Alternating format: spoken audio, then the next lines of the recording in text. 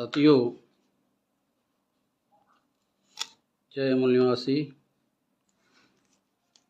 आज ईवीएम को लेके again EVM checking and verification, इस संदर्भ में आपके सामने कुछ महत्वपूर्ण बातों को रखना चाहूँगा। अभी महाराष्ट्र में लगभग 64 एमएलए जो 2024 में विधानसभा का जो इलेक्शन हुआ, उस विधानसभा इलेक्शन में जिन लोगों ने रिकाउंटिंग के लिए अपील की थी और उसमें से कुछ लोग सुप्रीम कोर्ट में गए, सुप्रीम कोर्ट में चैलेंज किया और सुप्रीम कोर्ट ने अभी रिकाउंटिंग की ऑर्डर इशू किए हैं। तो उस ऑर्डर के तहत 25 जुलाई 2025 2 दिन के बाद रिकाउंटिंग कहीं कहीं जगह पर होने वाली है, जो कि अभी 8 महीने 25 तारीख को 8 महीने 3 दिन होने वाले हैं। तो हमने कुछ लोगों से बात की जो सोशल मीडिया पे इस संदर्भ में जिन्होंने जानकारी दी, उन लोगों से बात की, जैसे कि पुणे हड़पसर के प्रशांत जगताप, इन्होंने एमएलए कंटेस्ट किए थे ये, और ये सेकंड रनर अप थे, सेकंड लेवल पर थे। प्रशांत जगताप इन्होंने 27 EVM checking and verification form जब भरा और उसमें उन्होंने 27 set ballot unit, control unit and VVPAT recounting के लिए उन्होंने अप्लाई किया था। जब उन्होंने अप्लाई किया था तो उनको ये बताया गया था इलेक्शन कमीशन के द्वारा कि 27 सेट के लिए, एक सेट के लिए 40,000 अमाउंट पे करना है प्लस जीएसटी। तो 27 ballot unit, control unit, VVPAT machine, तो इसके लिए उन्होंने 27 इंटू 40,000 प्लस जीएसटी 18%, तो 27 इंटू 40,000 10,80,000 प्लस जीएसटी लगभग 12,74,400 अमाउंट उन्होंने पे किया। तो ये चुनाव आयोग ने रिकाउंटिंग, जो व्यक्ति रिकाउंटिंग, जो एमएलए, जो कैंडिडेट रिकाउंटिंग करना चाहता है, ये रिकाउंटिंग की प्रोसेस उन्होंने इस तरह से,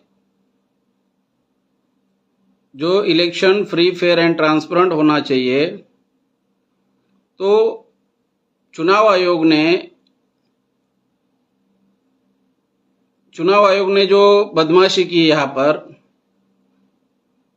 एक तो ये फंडामेंटल राइट के अगेंस्ट में है। सबसे महत्वपूर्ण बात यह है कि ईवीएम के द्वारा free, fair and transparent election नहीं हो सकता। दूसरी सबसे महत्वपूर्ण बात मैं आपको बताना चाहता हूं कि एडवोकेट अशोक पवार, शिरूर हवेली के एक्स एमएलए है, शरद पवार गुट के, इन्होंने भी ईवीएम चेकिंग एंड वेरिफिकेशन के लिए फॉर्म भरा हुआ था और उनको जब ये पता चला, अभी इसमें सबसे महत्वपूर्ण बात आपको आपके सामने बताना चाहूंगा, उनको ये बताया गया जो टेक्निकल एसओपी है, standard operating procedure, technical standard operating procedure, उसके तहत जो वेरिफिकेशन किया जाएगा वो वेरिफिकेशन कैसे किया जाएगा? तो वेरिफिकेशन ऐसे किया जाएगा, जो मॉक पोल किया जाता है सेम वे में, जिस तरह से मॉक पोल किया जाता है उसी तरह से यहां पर उन्होंने डिमांड की थी कि 12 पोलिंग स्टेशन पर, मतलब 12 बूथ पर उन्होंने ये ईवीएम मतलब BU ballot unit 12 set, control unit 12 set and VVPAT 12 set. तो उन्होंने ये डिमांड की थी, तो उनको ये बताया गया कि टेक्निकल एसओपी के तहत पहले कंट्रोल यूनिट का जो डेटा है वो डिलीट किया जाएगा। रिकाउंटिंग में कंट्रोल यूनिट का डेटा डिलीट किया जाएगा। बैलेट यूनिट जो है उसमें बटन दबाना है। कंट्रोल यूनिट में जो ऑलरेडी वोट डाला गया था, इनका डिमांड ये था कि मुझे इस एरिया में वेरिफिकेशन करना है, चेकिंग एंड वेरिफिकेशन करना है। तो चुनाव आयोग ने ये नियम बनाया है कि चेकिंग एंड वेरिफिकेशन के फॉर्म में उन्होंने ये लिखा हुआ है, ये अमाउंट पे करना है, और अमाउंट पे करने के साथ साथ उन्होंने कंट्रोल यूनिट को 0 करना है, रिमूव करना है। जो डेटा, जो वोट उनको वहां उस पोलिंग स्टेशन, पोलिंग बूथ पर जो एरिया में उनको जो सेट उन्होंने जिस एरिया का मांगा वहां का वो चेकिंग करना चाहते, जो वोट उनको मिले उसको चेक करना चाहते हैं। लेकिन इलेक्शन कमीशन ऑफ इंडिया ने जो नियम बनाया है वो नियम क्या है? आपको हम लोग एक बैलेट यूनिट देंगे, एक कंट्रोल यूनिट देंगे और वीवीपीएटी मशीन में रोल डालेंगे। बीएल के लोग, इंजीनियर, ईसीएल के लोग प्रेजेंट रहेंगे और उनके सामने ये सारा होगा। तो ये सारा जो है आप कल्पना कर सकते हैं। तो उन्होंने जो एप्लीकेशन दिया हुआ था, जब उनको ये पता चला कि जो मेरा वोट है वो वोट ही काउंट नहीं किया जाएगा और कंट्रोल यूनिट को 0 करके कंट्रोल यूनिट में जो डेटा है उसको रिमूव करके मॉक पोल किया जाएगा, तो उसमें मीनिंग ही क्या है? इसलिए उन्होंने क्या किया, एडवोकेट अशोक पवार जो एक्स एमएलए शिरूर हवेली के, शरद पवार गुट के, उन्होंने वो अमाउंट रिटर्न लिया। आप सोच सकते हैं, इसी तरह बहुत सारे लोगों के साथ यही हुआ।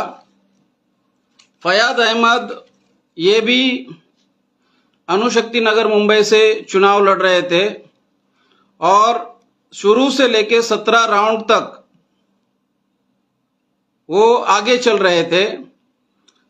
18-19 राउंड पर उन्होंने देखा कि जो मशीनें आ रही थी तो 99% बैटरी चार्ज वाली मशीनें आ रही थी। शुरू से वो आगे चल रहे थे, लीडिंग में चल रहे थे। इस फयाज अहमद ने अणुशक्ति नगर से जो एमएलए है, उन्होंने 2 सेट को वेरीफाई करने के लिए 40,000 प्लस जीएसटी, इस तरह से इन्होंने भी अमाउंट दिया। प्रशांत जगताप, इन्होंने 27 set control unit, ballot unit and VVPAT, तो 27 सेट का 40,000, 27 इंटू 40,000 10,80,000 प्लस GST 18%, तो 1,94,400 GST, तो टोटल अमाउंट होता है 12,74,400, 12,74,400। तो आप कल्पना कर सकते हैं कि क्या ये चुनाव फ्री, फेयर एंड ट्रांसपेरेंट है? क्या ये इलेक्शन जो संवैधानिक संस्था है, संवैधानिक संस्था को जो जिम्मेदारी लगाई गई है संविधान निर्माताओं ने, चुनाव आयोग की जो जिम्मेदारी है, जो आर्टिकल 324 के तहत इलेक्शन कमीशन की जिम्मेदारी, आर्टिकल 324 टू 329 के तहत सुपरिटेंडेंस डायरेक्शन एंड कंट्रोल के तहत free, fair and transparent election होना चाहिए। यहां तो फंडामेंटल राइट का वायलेशन हो रहा है। सबसे महत्वपूर्ण बात में ये सारा समझाने के पीछे मेरा ये मकसद है कि थोड़ा क्रोनोलॉजी अगर आपको समझाई जाए तो आपको ध्यान में आएगा। क्रोनोलॉजी ये है कि जो हम जो बात रखना चाहते हैं, बात करना चाहते हैं, आपको बात बताना चाहते हैं, जिस तरह से आज पूरे भारत भर में ईवीएम के विरोध में माननीय वामन मेश्राम साहब लीड कर रहे हैं, नेतृत्व कर रहे हैं, आंदोलन कर रहे हैं, आंदोलन को लीड कर रहे हैं, तो आपको हम ये बताना चाहते हैं कि 8 अक्टूबर 2013 को सुप्रीम कोर्ट का जो जजमेंट है, 8 अक्टूबर 2013 का सुप्रीम कोर्ट का जजमेंट, 8 अक्टूबर 2013 का जजमेंट आने के बाद जजमेंट ये आया था, without VVPAT free, fair and transparent election can not possible. उसके बाद माननीय वामन मेश्राम साहब इनके द्वारा 1 जुलाई 2016 को कंटेम्प्ट ऑफ कोर्ट का पिटीशन फाइल किया जाता है और उसके तहत चीफ इलेक्शन कमिश्नर को सुप्रीम कोर्ट के द्वारा नोटिस जाता है 1 अगस्त 2016, कंटेम्प्ट ऑफ कोर्ट का नोटिस। और फिर उसके बाद लगातार ये केस 2017 तक चलता है। 24 अप्रैल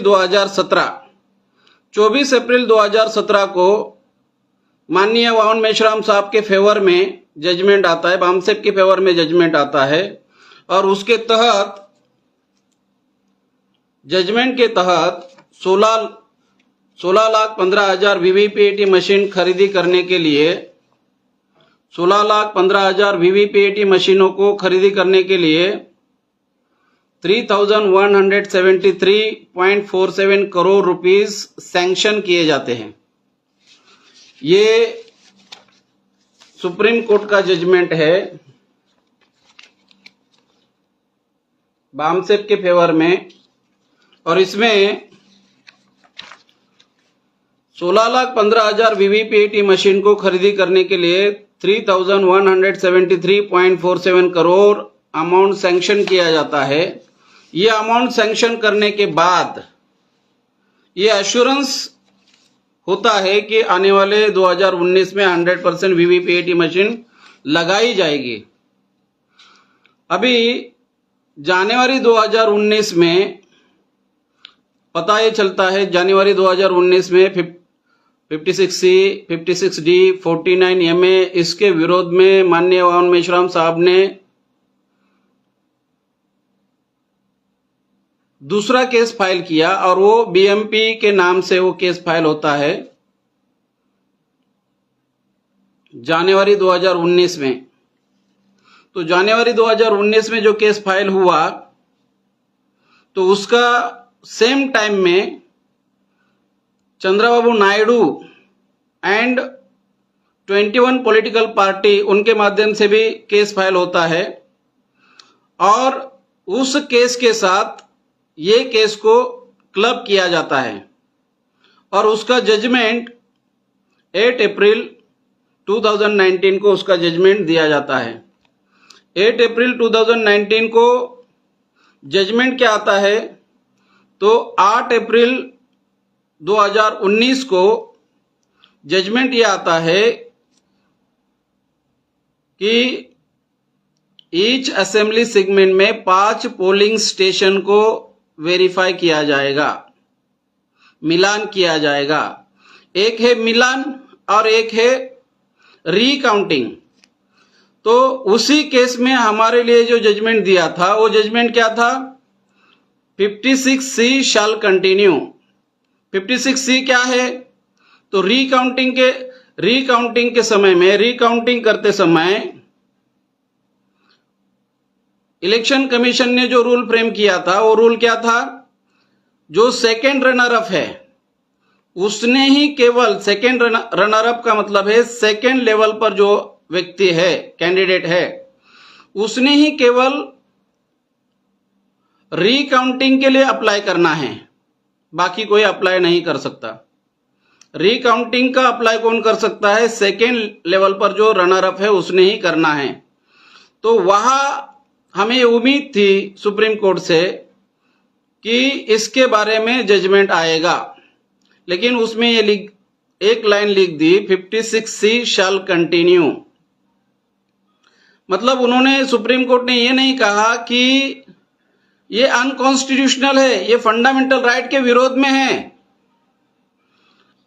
आप सोचिए कि 10 कैंडिडेट है और 10 में जो पहला जीत गया और सेकेंड लेवल पर जो सेकेंड पोजीशन पर है उसने ही केवल अप्लाई करना है रिकाउंटिंग के लिए। ये 56C, 56D, 49MA ये रूल उन्होंने फ्रेम किया था और इस रूल के अगेंस्ट में केस फाइल किया था।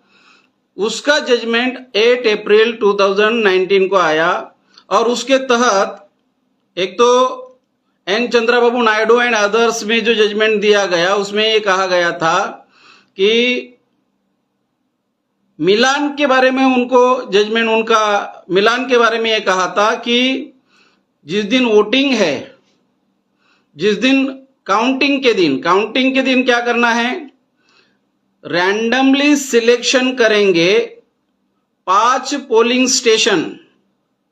अभी इसके ऊपर भी बहुत सारा सुप्रीम कोर्ट के केस, सुप्रीम कोर्ट के 26 अप्रैल 2024 के केस में कहीं पर लिखा है 5 वीवीपीएटी, कहीं पर लिखा है 5 बूथ, कहीं पर लिखा है 5 पोलिंग स्टेशन। मगर 8 अप्रैल 2017, 8 अप्रैल 2019 को जो जजमेंट आया चंद्रबाबू नायडू के केस में, वो जजमेंट क्या था, वो जजमेंट ये था 8 अप्रैल 2019 केस में। वो जजमेंट आपको, आपके सामने मैं बताना चाहता हूं कि ईच असेंबली सेगमेंट में 5 पोलिंग स्टेशन का रैंडमली सिलेक्शन किया जाएगा और मिलान किया जाएगा ईवीएम के साथ, वीवीपीएटी का मिलान किया जाएगा। ये हो गया काउंटिंग के दिन वाला। और हमारा जो मामला था वो रिकाउंटिंग का था, इन केस ऑफ डिस्प्यूट का था। मगर उन्होंने, सुप्रीम कोर्ट ने जजमेंट क्या दिया, 56C शैल कंटिन्यू। उसके बाद जो रिव्यू पिटीशन फाइल किया गया उसको उड़ाया गया सुप्रीम कोर्ट से। दूसरी सबसे महत्वपूर्ण बात, अभी जो सुप्रीम कोर्ट ने जो जजमेंट दिया ये वाला 26 अप्रैल 2024 को, उसमें 5% ईवीएम चेकिंग एंड वेरिफिकेशन के लिए 5% चेकिंग एंड वेरिफिकेशन कर सकते हैं, ये इसमें कहा गया था। और उसको टेक्निकल एसओपी के तहत चुनाव आयोग ने एक फॉर्म बनाया to be file by eligible candidate. अभी इन्होंने यहां पर क्या किया, सेकेंड और थर्ड व्यक्ति को सेकेंड पोजीशन पर और जो थर्ड पोजीशन पर है उनके लिए ये फॉर्म उन्होंने बनाया और उनको अमाउंट चार्ज किया। उनके लिए उन्होंने क्या कहा, एक व्यक्ति को, एक कैंडिडेट को जो सेकेंड रनर अप है, थर्ड पोजीशन पर है, सेकेंड पोजीशन पर है, सेकेंड या थर्ड पोजीशन पर है, उसने 40,000 एक सेट के लिए,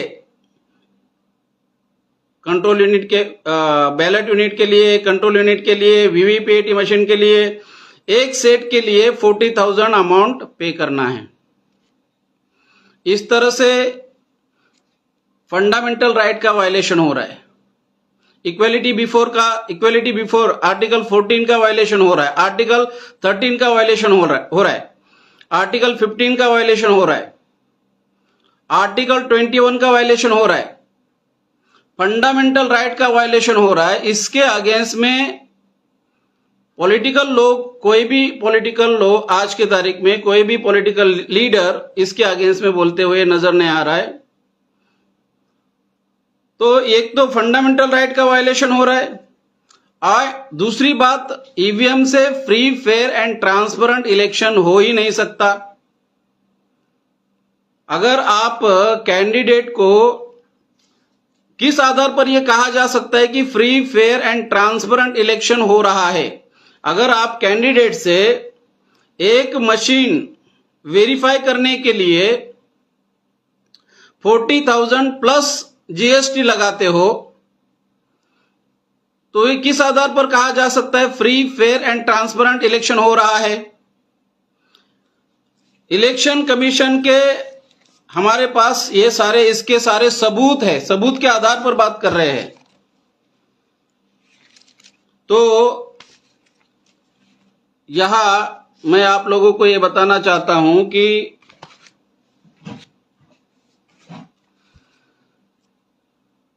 आने वाले 25 तारीख से लेके 2 अगस्त 2 अगस्त तक महाराष्ट्र में 64 एमएलए के लिए रिकाउंटिंग होगा। वो भी, उसमें भी धोखाधड़ी होगी क्योंकि 8 महीने के बाद आप लोग वेरीफाई कर रहे हैं। चुनाव हुआ 23 नवंबर 2024 को, चुनाव का रिजल्ट डिक्लेयर किया, महाराष्ट्र असेंबली का रिजल्ट डिक्लेयर किया 23 नवंबर 2024 और उसके बाद अभी 25 जुलाई से लेके 2 अगस्त तक लगभग 64 एमएलए का अभी जो रूल बनाया, जो चैलेंज किया था हड़पसर में रहने वाले जो प्रशांत जगताप है, जिन्होंने, जो कि शरद पवार गुट से है, उन्होंने इस रूल को चैलेंज किया था। जो इलेक्शन कमीशन ने जो टेक्निकल एसओपी ये जो बनाया था उसको उन्होंने चैलेंज किया था। उसमें उनको ये कहा गया था कि भाई आपका जो ओरिजिनल डेटा है वो ओरिजिनल डेटा डिलीट करेंगे। तो उसको लेके उन्होंने सुप्रीम कोर्ट गए थे। सुप्रीम कोर्ट में उनको ये कहा कि ठीक है, आपने जो अमाउंट पे किया है, उन्होंने अमाउंट पे किया था 27 सेट का 12,74,400। आप कल्पना कर सकते हैं, एक एमएलए का, चुनाव आयोग ने एमएलए का लिमिटेशन, एक्सपेंडिचर लिमिटेशन जो है, चुनाव में जो खर्चा होता है वो खर्चा लगभग 35 to 38 लाख के बीच में है। और उसमें इलेक्शन होने के बाद उसको अगर इतना पे करना है तो कहाँ free, fair and transparent election हो रहा है? एक तो फंडामेंटल राइट का वायलेशन हो रहा है, दूसरे लोगों का, जो लोग 3rd लेवल पर, 4th लेवल पर है, किसी ने भी, इसका मतलब क्या है, इक्वलिटी बिफोर लॉ का वायलेशन हो रहा है। 10 लोगों में से केवल 2nd एंड 3rd पोजीशन पर जो व्यक्ति है उसने ही रिकाउंटिंग के लिए अप्लाई करना है।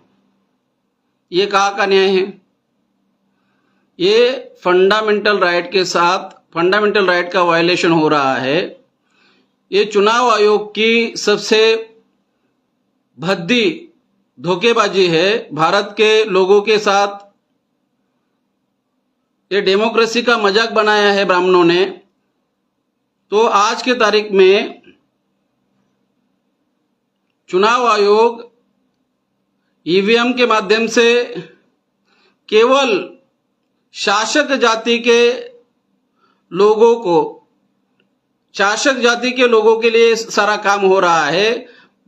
आज के तारीख में देखा जाए तो कांग्रेस, जिसको कांग्रेस पार्टी को, ये कांग्रेस जो पार्टी है वास्तव में इसको जनाधार नहीं है। बीजेपी जो पार्टी है वास्तविक उसको जनाधार नहीं है। ये स्टोलन मैंडेट है, चोरी किया हुआ जनाधार है। ईवीएम से डाका डाल के चोरी किया हुआ मैंडेट है। ये जनमत नहीं है, ये चोरी किया हुआ जनमत है। चोरी किया हुआ राष्ट्रीय लेवल का दल है, चोर दल है, राष्ट्रीय लेवल का दल है। ये चोरी किया हुआ मैंडेट है। ये जनाधार नहीं है, ये चोरी किया हुआ जनाधार है। वोटों की चोरी करने वाले लोग हैं और उनकी सरकारें बन रही है। बहुजन समाज 85% है, 3% लोग शासन सत्ता में बैठे हुए हैं और ये धोखेबाजी हो रही है। और आज के तारीख में संविधान के साथ धोखेबाजी हो रही है। संविधान खतरे में है, भारत देश खतरे में है। तो ये सारा जो हो रहा है, हम हमारे लोगों को सतर्क करना चाहते हैं। मूल निवासी बहुजन समाज के लोगों को सतर्क करना चाहते हैं, जागरूक करना चाहते हैं। ये धोखाधड़ी को हमें पहचानना होगा। ये सारा हमारे सामने हो रहा है, हमारे फंडामेंटल राइट का वायलेशन हो रहा है। आपको ये बता दूं, बहुजन क्रांति मोर्चा के माध्यम से 2019 में लोकतंत्र बचाओ संविधान बचाओ अभियान के अंतर्गत लोकतंत्र एवं संविधान विरोधी नियम जलाओ अभियान भी चलाया था। जो 56C, 56D, 49MA, ये क्या है? ये रूल, आज वो रूल, उसको टेक्निकल भाषा में क्या बोल रहे? टेक्निकल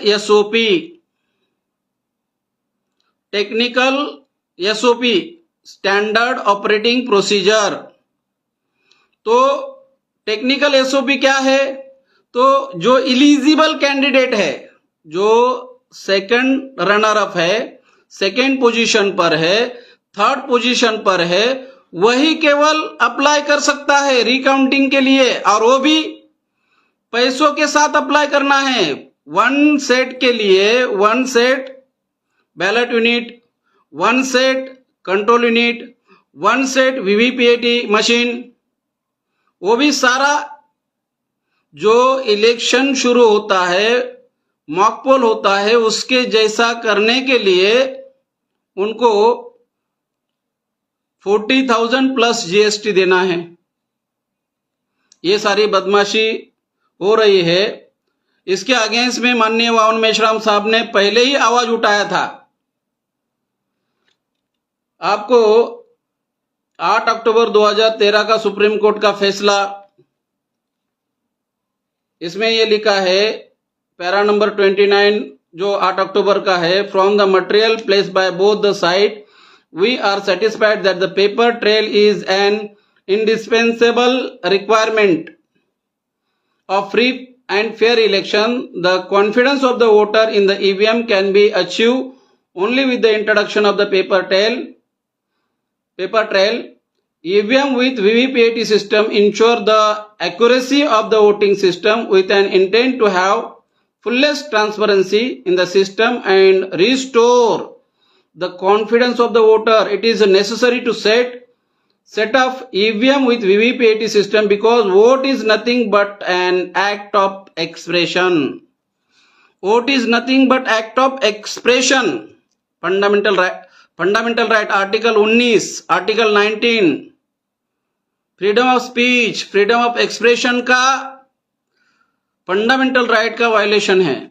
तो ये सारा फंडामेंटल राइट कॉन्स्टिट्यूशन का पार्ट 3 फंडामेंटल राइट आर्टिकल 12 से लेके आर्टिकल 35 फंडामेंटल राइट का वायलेशन हो रहा है। तो जो पॉलिटिकल पार्टी के लोग आज दिखाई दे रहे हैं, स्पेशल इंटेंसिव जो स्कीम है, स्पेशल इंटेंसिव के विरोध में बोल रहे हैं, स्पेशल इंटेंसिव डिवीजन के विरोध में बोल रहे हैं। कांग्रेस के लोग राहुल गांधी या कांग्रेस ने 2018 में ईवीएम के विरोध में रिजोल्यूशन पास किया था, 2018 में पास किया था। कांग्रेस ने ईवीएम के विरोध में 2018 में रिजोल्यूशन पास किया था, मगर कांग्रेस ही ईवीएम को चाहती है, कांग्रेस ने ही ईवीएम को लाया है। आज उसका बेनिफिट बीजेपी को मिल रहा है, आरएसएस को मिल रहा है। तो आज के तारीख में ब्राह्मणों का शासन सत्ता पर कब्जा अगर बरकरार है तो वो ईवीएम के वजह से है, और ये भारत के प्रजा के साथ धोखाधड़ी हो रही है, देश के साथ धोखाधड़ी हो रही है, संविधान के साथ धोखाधड़ी हो रही है, और ये क्रिमिनल लोग बैठे हुए हैं ऊपर। 46% क्रिमिनल लोग ऊपर बैठे हुए हैं पार्लियामेंट में, 46% क्रिमिनल। 2019 में 43% थे, कम होने चाहिए थे, 46% बढ़ गए। 2014 में बीजेपी ने 30,000 करोड़ रुपए खर्चा किया इलेक्शन के ऊपर। 2019 में बीजेपी ने 27,000 करोड़ खर्चा किया 303 सीट के लिए। 303 सीट, 27,000 करोड़ डिवाइडेड बाय 303, एक सीट के लिए 110 करोड़ खर्चा किया। आप कल्पना कर सकते हैं। और अभी 2024 में इलेक्टोरल बॉन्ड, ये सारा जो ब्लैक मनी के माध्यम से ये लोग money mafia, media and electronic voting machine के माध्यम से शासन सत्ता पर आज के तारीख में ब्राह्मण का कब्जा है। इसलिए हमारी समस्या, मूल निवासी बहुजन समाज की समस्या धस की तस है। इसलिए हम लोग ईवीएम को एक्सपोज कर रहे हैं, चुनाव आयोग को एक्सपोज कर रहे हैं, लगातार एक्सपोज करेंगे। ये सिलसिला जारी रहेगा जब तक भारत से ईवीएम नहीं जाती। ईवीएम खत्म, ब्राह्मणिज्म खत्म। धन्यवाद।